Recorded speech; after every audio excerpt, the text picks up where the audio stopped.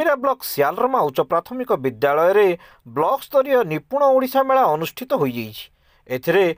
UltraTech company मानव संबल अधिकारी चिन्मय दास मुख्य अतिथि, एबीओ घनश्याम चांद मुख्य वक्ता, स्कूल परिचालना कमिटी सभापति तेजराज नाग, पूर्वतन सभापति संतोषिनी भोई, सीआरसीसी संजय कुमार नायक, आशीष बारिक प्रमुख सम्मानित अतिथि भाव में जोगदे मेला उद्घाटन करथिले। ब्लॉक 7टी स्कूल और सियालरमा स्कूल 147 जन छात्र छात्री, 120टी संख्या ज्ञान, साक्षरता, अभिमत, भाषा ज्ञान और सृजनात्मक कार्यकला प्रकल्प प्रदर्शित करथिले।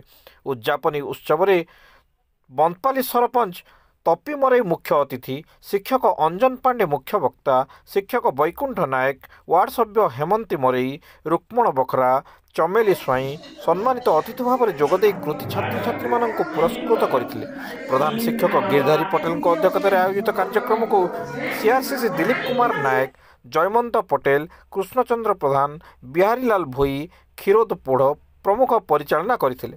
शिक्षक सुनील कुमार पटेल मंच परिचालना करथिले। शिक्षक मिनकेतन राउत, सुरेंद्र पटेल, विकास नायक, सुजय पटेल, शिक्षयित्री निरुपमा प्रधान, पद्मिनी अढ़ा, आरती पटेल प्रमुख कार्यक्रम में सहयोग करथिले। शिक्षक संघ संपादक नित्यानंद जगत शेष धन्यवाद अर्पण करथिले।